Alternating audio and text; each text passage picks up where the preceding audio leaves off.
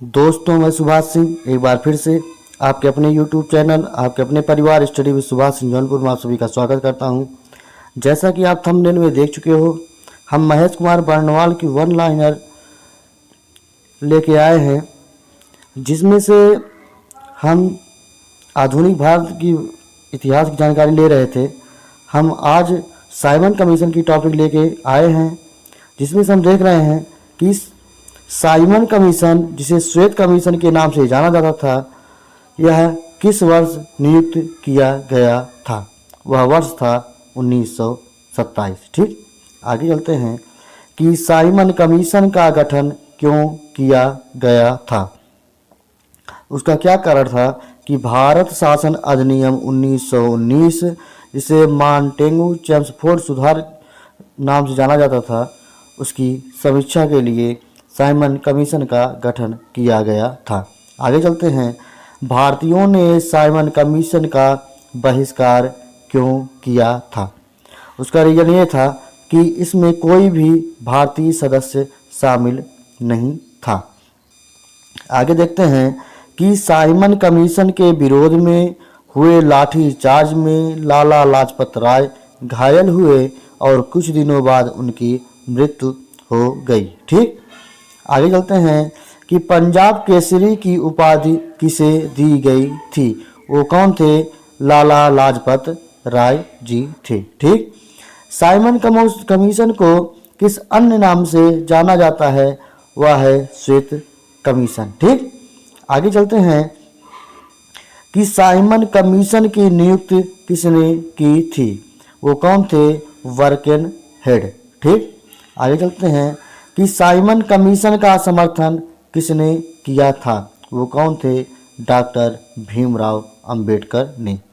आगे चलते हैं कि साइमन आयोग की नियुक्ति के समय किसके द्वारा भारतीयों के समक्ष सर्वसम्मत से संविधान बनाने की चुनौती रखी गई थी? वो कौन थे? वर्केन हेड। ठीक, आगे चलते हैं कि मुस्लिम लीग के एक विद्रोही गुट ने किसके नेतृत्व में साइमन आयोग का समर्थन किया था? वो कौन थे? मोहम्मद शफी के नेतृत्व में। आगे चलते हैं कि मोतीलाल नेहरू की अध्यक्षता वाली समिति ने अगस्त 1928 में अपनी रिपोर्ट प्रस्तुत की, जिसे नेहरू रिपोर्ट के नाम से जाना गया। ठीक, इस रिपोर्ट में भारत के नए डोमिनियन संविधान का प्रारूप प्रस्तुत किया गया था। आगे चलते हैं कि कांग्रेस के किस अधिवेशन में कार्यकारी कमेटी को सविनय अवज्ञा आंदोलन प्रारंभ करने का अधिकार दिया गया था? वह था लाहौर अधिवेशन। ठीक, हम आगे देखते हैं कि महात्मा गांधी ने वर्ष 1930 में कहाँ से सविनय अवज्ञा आंदोलन का प्रारंभ किया था? वह स्थान था दांडी, गुजरात से। आगे चलते हैं कि सविनय अवज्ञा आंदोलन के अंतर्गत गांधी जी ने अपने 78 अनुयायियों के साथ 78 अनुयायियों के साथ 12 मार्च 1930 को, कब? 12 मार्च 1930 को साबरमती आश्रम से यात्रा प्रारंभ की थी। 6 अप्रैल 1930 को दांडी पहुंचकर यात्रा समाप्त की। इस यात्रा को दांडी मार्च भी कहा जाता है। आगे चलते हैं कि नमक सत्याग्रह के समय गांधी जी के गिरफ्तार होने के बाद आंदोलन के नेता के रूप में उनका स्थान किसने लिया था? वो कौन थे? अब्बास तैयब जी। ठीक, यह वन लाइनर बहुत इंपॉर्टेंट है, जितना इसमें ऐड किया गया है। आगे चलते हैं कि गांधी जी ने किस विदेशी पत्रकार को दांडी मार्च के समय गांधी जी ने किस विदेशी पत्रकार को दांडी मार्च के समय अपने साबरमती आश्रम में ठहराया था? वो थे बेब मिलर। आगे चलते हैं कि महात्मा गांधी धरासना नामक गोदाम पर कांग्रेस कार्यकर्ताओं के धावे के समय किस स्थान पर थे? वह था यरवदा जेल। कहाँ पे? यरवदा जेल में थे। आगे चलते हैं कि खान अब्दुल गफ्फार खान ने लाल कुर्ती आंदोलन प्रारंभ किया था, जिसका मुख्य उद्देश्य अंग्रेजों को भारत से बाहर निकालना था। यह बहुत इंपॉर्टेंट है। ठीक, आगे चलते हैं कि आचार्य विनोबा भावे किस आंदोलन में शामिल होने के कारण प्रथम बार गिरफ्तार हुए थे? वह था सविनय अवज्ञा आंदोलन। आगे चलते हैं, गांधी जी ने सविनय अवज्ञा आंदोलन की असफलता के बाद रचनात्मक कार्यक्रमों को अत्यधिक महत्व दिया था। ठीक, आगे चलते हैं, किस आंदोलन के दौरान गढ़वाल रेजिमेंट के सैनिकों ने प्रदर्शनकारियों पर गोली चलाने से इनकार कर दिया था? वह था सविनय अवज्ञा आंदोलन में। ठीक, वर्ष 1930 में कांग्रेस सरकार के विरुद्ध प्रसिद्ध पेशावर कांड का नायक कौन था? वो थे वीर चंद्र सिंह गढ़वाली। आगे चलते हैं कि तमिलनाडु में चक्रवर्ती राजगोपालाचारी ने दांडी यात्रा की तरह तिरुचिरापल्ली में वेदरायणम तक की यात्रा की थी। क्या? तमिलनाडु में चक्रवर्ती राजगोपालाचारी ने दांडी यात्रा की तरह तिरुचिरापल्ली में वेदरायणम तक की यात्रा की थी। कौन? गोपालाचारी जी ने। ठीक, आगे चलते हैं कि जियात रंग आंदोलन कहाँ प्रारंभ हुआ था? वह स्थान नागालैंड। ठीक, प्रभावती देवी किस क्षेत्र की स्वतंत्रता संग्राम सेनानी थी? वह चंपारण, बिहार। ठीक, बेगूसराय के चौकीदारी टैक्स के विरुद्ध आंदोलन किस एक आंदोलन का भाग था? वह था सविनय अवज्ञा आंदोलन। ठीक, आगे चलते हैं, गांधी इरविन समझौता के बारे में जानकारी लेते हैं कि गांधी इरविन समझौता कब हुआ था? यह था 5 मार्च 1931 को। गांधी इरविन समझौते में किस आंदोलन का स्थगन किया जाना प्रस्तावित था? वह था सविनय अवज्ञा आंदोलन। आगे चलते हैं कि भारतीय राष्ट्रीय कांग्रेस के प्रतिनिधि किस गोलमेज सम्मेलन में शामिल हुए थे? वह था द्वितीय गोलमेज सम्मेलन। द्वितीय गोलमेज सम्मेलन में भाग लेने के लिए महात्मा गांधी बम्बई से लंदन एस राजपुताना नामक जलयान से गए थे। वे लंदन के किंग्सले हॉल में ठहरे थे। कहाँ? किंग्सले हॉल में ठहरे थे।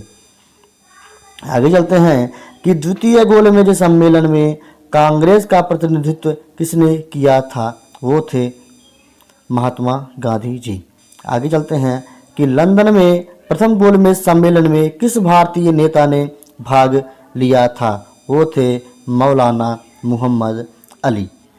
आगे चलते हैं कि वर्ष 1931 में भारतीय राष्ट्रीय कांग्रेस के कराची अधिवेशन के लिए मूल अधिकारों तथा आर्थिक कार्यक्रमों पर संकल्प प्रारूपित किया था। वो कौन थे? पंडित जवाहरलाल नेहरू ने।